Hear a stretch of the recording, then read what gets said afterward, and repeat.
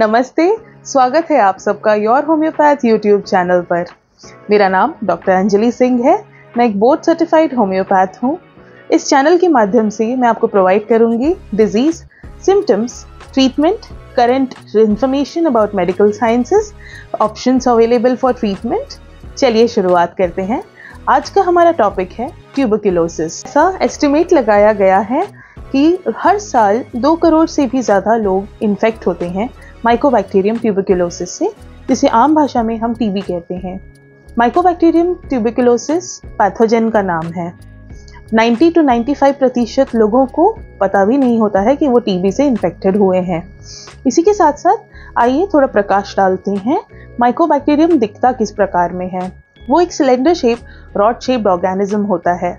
जैसा कि जाना जाता है कि माइकोबैक्टीरियम ट्यूबरक्लोसिस हमारे इम्यून सिस्टम में प्रेजेंट होता है, पर हमारा इम्यूनिटी सिस्टम होता है जो हेल्प करता है फाइट करने में वेरियस इन्फेक्शंस को। इसी प्रकार से देखा जाए तो 2 प्रकार के ट्यूबरक्लोसिस होते हैं।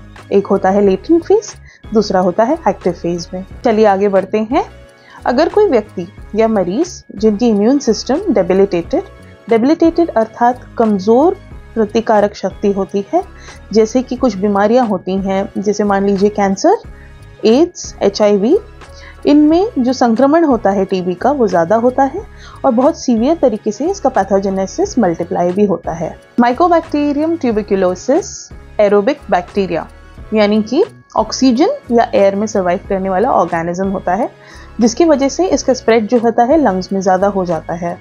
माइकोबैक्टीरियम ट्यूबरक्लोसिस एक तरीके से वैक्सी सेल प्रोटेक्शन रखता है और साथ ही साथ इसका जो सेल वॉल होता है इम्पर्मिएबल होता है। इस बैक्टीरिया का सेल वॉल इतना स्ट्रॉन्ग होता है कि ये सेल वॉल ही कारण होता है इसकी विरुलेंस को बढ़ाने का। चलिए आगे अपनी टॉक में मैं आपको कुछ फैक्ट्स बताना चाहूँगी। टीबी की डिस्कवरी 1882 में हुई थी रॉबर्ट कॉश द्वारा, इसीलिए इसका दूसरा नाम कॉश बैसिलस भी है। आगे बढ़ते हैं।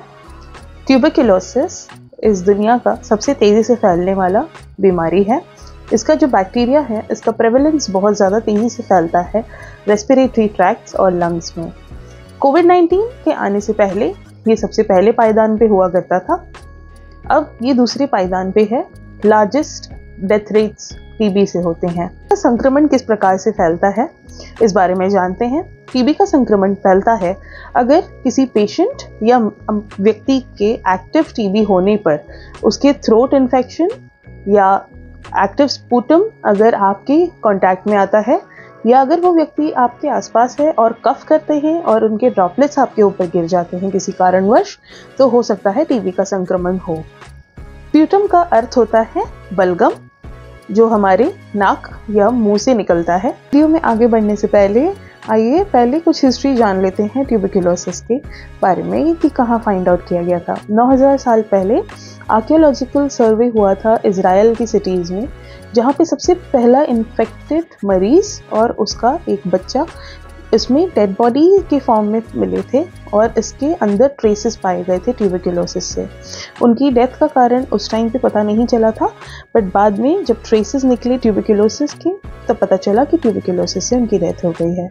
टीबी हमारे शरीर में सबसे मेजर जहाँ पे इफेक्ट करता है वो है लंग्स और हमारे फेफड़ों में, दूसरा है स्पाइन, तीसरा है ग्लैंड्स, चौथा है यूट्रस। इसी के साथ साथ बच्चों में अगर टीबी पाया जाता है तो बहुत बड़ा खतरा होता है ट्यूबरकुलर मेनिंजाइटिस का। हमारा अगला फैक्ट है, जिन जिन लोगों में पाया जाता है कि टीबी का इन्फेक्शन है, ऐसा ज़रूरी नहीं है कि उनमें ये डिज़ीज़ बहुत ज़्यादा प्रेवलेंट हो। नहीं समझे? चलिए समझाती हूँ। मेरा कहने का तात्पर्य ये है कि इन्फेक्शियस टीबी और नॉन इन्फेक्शियस टीबी ये 2 प्रकार होते हैं, ठीक है।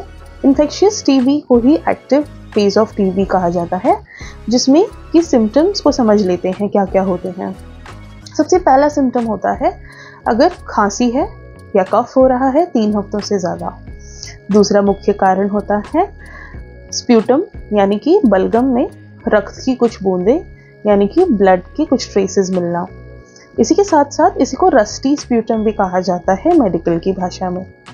रात के समय में बुखार बहुत ज़्यादा तेज़ी से बढ़ना, और नाइट स्वेट्स यानी कि रात में सोते सोते चिल्स और फीवर के साथ पसीना बहुत ज़्यादा आना।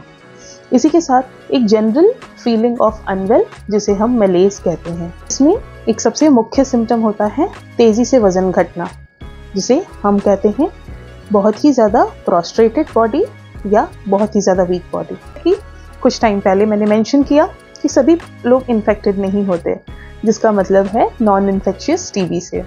नॉन इन्फेक्शियस टीबी को ही हम लेटेंट फेज ऑफ टीबी कहते हैं, जिसमें कोई भी सिम्टम्स दिखते नहीं हैं unless and until tuberculosis organism activate हो जाए। आइए आगे की बातें समझ लेते हैं। इसी के साथ चलिए हम अपने आखिरी फैक्ट पर बढ़ते हैं। भारत में MTB वैक नाम की एक वैक्सीन लॉन्च कर दी गई थी और ये बहुत ज़्यादा पोटेंट फॉर्म ऑफ वैक्सीनेशन है जो कि BCG से भी काफ़ी ज़्यादा कारगर है और ये इन्फेक्शन को प्रिवेंट करता है एडोलेसेंट्स और एडल्ट्स में भी। आज के लिए इस वीडियो में इतना ही। अगर आपको मोर इन्फॉर्मेटिव वीडियोस चाहिए और इसी के साथ अगर आप मुझसे कंसल्ट करना चाहते हैं तो डेफिनेटली आप हमारे डिस्क्रिप्शन बॉक्स में विजिट करिएगा। मेरी ईमेल लिंक और इंस्टाग्राम DM लिंक उसमें प्रोवाइडेड है।